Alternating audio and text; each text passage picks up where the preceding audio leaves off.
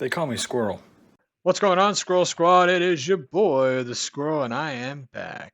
And this is Eat, Sleep, Dream English. And this is top 10 British insults, rude, creative, and very funny. Um, my buddy Johan sent this over to me and was like, hey, man, I got this thing you might find interesting. And I was like, yes, this, I love this kind of stuff. This should be fun. So why don't we dive right in now that I've made my triumphant return, and let's see what this video is all about. Let's do it, folks. It's good to see you.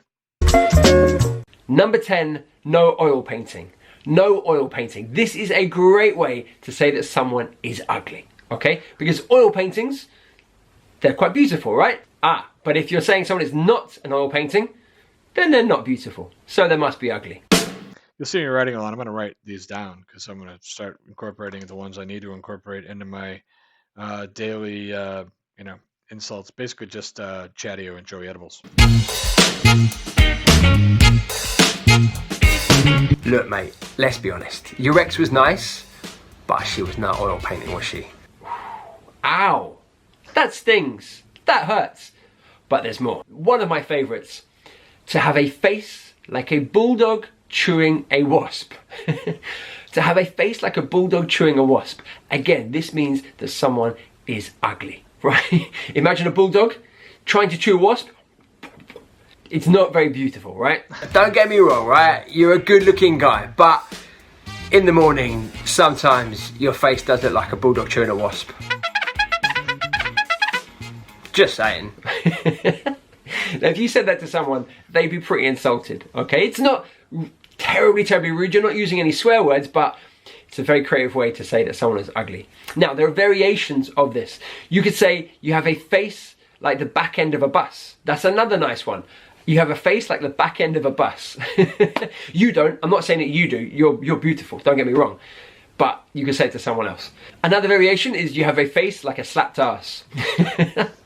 You have a face like a slapped ass. I'm just going to disagree on that one because if you like the ass enough to slap it, might be a nice ass, right? You got a face only a mother could love. That's a popular one over here. We say that to people. A face only a mother could love, or you're so good looking. I bet your mom tied a pork chop around your neck so the dog played with you when you were a kid. It's another one, but let's let this guy finish about his ugly insults. Use those with caution. Now, all 10 of these insults come from my brand new book. It's a guide to British English, and it's going to be out really, really soon. As soon as it's out, in fact, buy his damn book, people. I'm going to put a link in the description below, so keep your eyes open. Okay, the next one, a big girl's blouse. Now, what's the meaning? Well, it would be directed towards a man who you think is weak and cowardly, and maybe doesn't have a high threshold for pain. Now, in this day and age, there are questions about, is this an acceptable phrase to use? Is it sexist? Because it's a phrase that's linking weakness and cowardice with a female item of clothing. And so perhaps it's time for us to stop using this phrase. So now I'm really intrigued to know what you guys think. Perhaps it's time we stop using it, but I'm putting it in the friggin' video either way. I want you guys to know that it exists, but I also want you to know that if the woke army comes calling, I really think we should remove it. So you're saying, buddy? Yeah, it's sexist. I mean, that's a lot of insults probably are, it's just funny that he includes the video and goes, we probably shouldn't use it anymore though. But I want to understand what, I don't, so I'm not sure why that means a weak cuddly man, so I'm going to continue. Think about this phrase. Is this just a fun, playful phrase? It's quite creative. Or is it a phrase that perhaps is a little bit sexist and a little bit old-fashioned? Is it a phrase that perhaps we should stop using? So I would love your opinions on this. Let me know in the comments below. Okay. This guy is like wearing a big girl's blouse right now about this whole thing. So example sentence, maybe it's a winter's morning, it's really cold, and you're like, oh, I don't want to go and play football. And your mate says, come on, Tom, you big girl's blouse. Let's play some football. I guess a synonym would be wimp, a wimp. So perhaps just use the word wimp if you don't feel comfortable using this word. 2 sandwiches short of a picnic. Usually if somebody's being like weak like that, like, oh, it's too cold, like, I've heard the expression like, go ask your wife to take your balls out of her purse and give them back to you so you can man up and come out. That's another version of it, I think. I might be totally wrong. Anyways, let's continue on. 2 sandwiches short of a picnic. I say shy of a picnic, but yeah. This guy's like, I'll sometimes if somebody's really I know what it means. It means they're crazy, right? Here we go. If somebody's really crazy, I'll be like, this guy is like a basket, two napkins, two plates, two sandwiches, and two bananas shy of a picnic. Like I include it all. Put the bottle of wine in there, the corkscrew, the condom, whatever I got to put in there. I'll make sure that everybody knows that everything that involves a picnic, none of that's going on up here. That means that someone is a little bit crazy. They're not all together with it in their mind. Now, I love this phrase in the sense that it's very cultural, right? Because sandwiches, it's the food that we eat. We love sandwiches and we go for picnics. That's a very British thing. So if you're 2 sandwiches short of a picnic... I think everybody brings sandwiches on a picnic, don't they? Because it's the easiest thing. Maybe I'm wrong. I'm just giving my analytics here. I mean, like, I can imagine maybe if you're in a country that you live in, I don't know, like on an iceberg and you're just eating frozen fish all the time, then you bring frozen fish on the picnic. Of course, it's going to be kind of tough because you're going to freeze your ass off sitting on the ground at the picnic. But either way, it doesn't matter. Just talking about delicacies right now and foods. But seriously, I think sandwiches are pretty common just because they're easy. Just saying. Peanut butter and jelly, it's fine. No crust. I eat crust, but it's talking about my kids. It's not all there, right? It's incomplete. And maybe the person is a little bit crazy. Now, I'd love to know in your language, what would that be? It might not be 2 sandwiches short of a picnic. It might be 2 other things. Maybe food items that are more common in your culture. So let me know in the comments below. Instead of 2 sandwiches short of a picnic, what would you say? We also say, this guy's elevator doesn't go all the way to the top floor. Wait, come here. I swear, our boss is 2 sandwiches short of a picnic. Mental, mate. Now, a similar phrase to this is not the sharpest tool in the box. This means that someone's a little bit dumb, a bit stupid. Okay, so maybe someone's just joined your company and you're all talking about them and you're like, what do you think of Larry? Larry?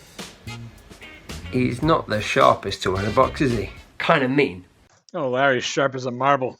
That's what I say. I've heard the sharpest tool in the box, but I'd say people are sharp as a marble, or I'll be like, hey, that guy over there, bright is his favorite color. But also kind of funny and creative, so yeah, we'll go with that one. We have 2 for 1. Okay, now we're talking here about England specifically. It's divided into the north and the south. Roughly, there is a line somewhere near Birmingham, and everything north of that is the north of England, and everything south of that is the south of England. Now, each has an insult for the other. So, in the south of England, people call the people from the north of England northern monkeys. In the north, they call the people from the south southern softies. Now, both are offensive. I'm not telling you to use them. I'm just raising your awareness, okay? So please don't go out there, start calling someone a southern softie or a northern monkey. You might offend someone, but they're phrases that exist, right? I guess the link here is that northern monkey people think maybe people are stupid, and then in the south, and then people from the north of England think that people from the south are a bit soft, a bit weak, a bit wimpy in some respects. The top British insults. They're rude, they're creative, they're very funny. Until he realizes when he hears them come out of his mouth that they may offend people. I don't want to get canceled. I got 500,000 subs, bro. That's what he's thinking. Anyways, I've never heard Northern Monkey, Southern Softy. That's a new one to me.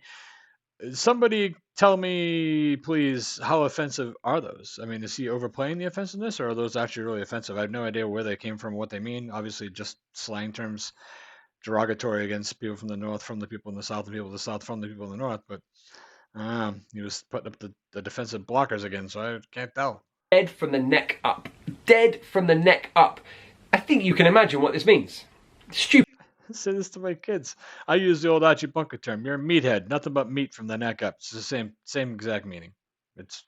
I do it obviously in jest with my kids. I'm like, oh, I'm stupid, but you know what I mean. Like they'll do something like, "Are you a meathead?" But in turn, they also call me meathead, and kind of applies. Stupid, right?